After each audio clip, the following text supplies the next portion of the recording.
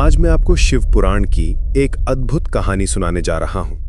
ये कहानी है भगवान शिव और माता पार्वती के विवाह की, जो न केवल एक दिव्य मिलन था बल्कि पूरे ब्रह्मांड के कल्याण का कारण भी बना। कैलाश पर्वत पर भगवान शिव गहरी तपस्या में लीन थे। उनकी आंखें बंद थीं, सांस धीमी थी और पूरा संसार मानो रुक गया था। वे सती के वियोग में इतने दुखी थे कि उन्होंने संसार से ही मुंह मोड़ लिया था।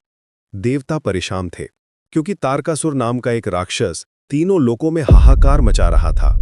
उसे वरदान मिला था कि केवल शिव का पुत्र ही उसका वध कर सकता है, लेकिन शिव तो संसार से विरक्त हो चुके थे।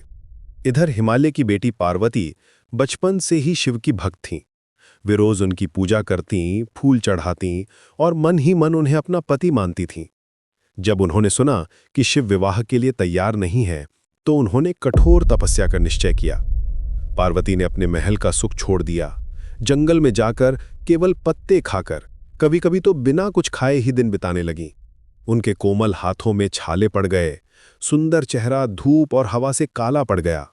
माता पिता ने बहुत समझाया, लेकिन पार्वती अडिग रहीं। एक दिन एक बूढ़े ब्राह्मण के रूप में खुद भगवान शिव पार्वती के पास आए। उन्होंने कहा, बेटी, तुम इतनी सुंदर हो, किसी राजकुमार से विवाह कर लो। ये शिव तो बड़ा अजीब है।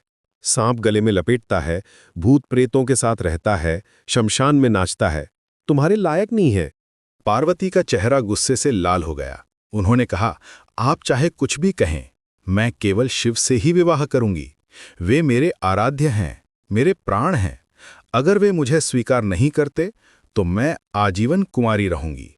यह सुनकर भगवान शिव बहुत प्रसन्न हुए। उन्होंने अपना असली रूप दिखाया और पार्वती से कहा कि तुम्हारी भक्ति और प्रेम ने मेरा हृदय पिघला दिया है। मैं तुमसे विवाह करने को तैयार हूं। विवाह की तैयारियां शुरू हुईं। हिमालय ने अपनी बेटी के लिए सबसे भव्य आयोजन किया। सभी देवता ऋषि मुनि आमंत्रित किए गए, लेकिन जब शिव की बारात आई तो सबके होश उड़ गए। शिव एक बूढ़े बैल नंदी पर सवार होकर आए थे। उनके गले में सांप लिपटे थे, शरीर पर भस्म लगी थी, जटाओं से गंगा बह रही थी। उनके साथ भूत प्रेत पिशाच गण सभी नाच गाकर आ रहे थे। यह देखकर हिमालय की पत्नी मैना बेहोश हो गईं, रिश्तेदार भागने लगे, लेकिन पार्वती खुशी से झूम उठीं। उन्होंने कहा, यही तो है मेरे प्रियतम, इनका यही रूप मुझे प्रिय है। उन्होंने शिव के इस अनोखे रूप को प्रेम से देखा। विवाह संपन्न हुआ। जब शिव और पार्वती ने 7 फेरे लिए तो पूरा ब्रह्मांड खुशी से नाच उठा।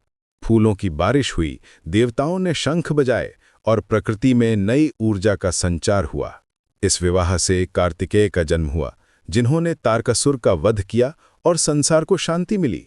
यह कहानी हमें सिखाती है कि सच्चा प्रेम रूप रंग नहीं देखता, बल्कि आत्मा से आत्मा का मिलन होता है। पार्वती ने शिव के बाहरी रूप को नहीं देखा था, बल्कि उनके दिव्य स्वरूप को पहचाना।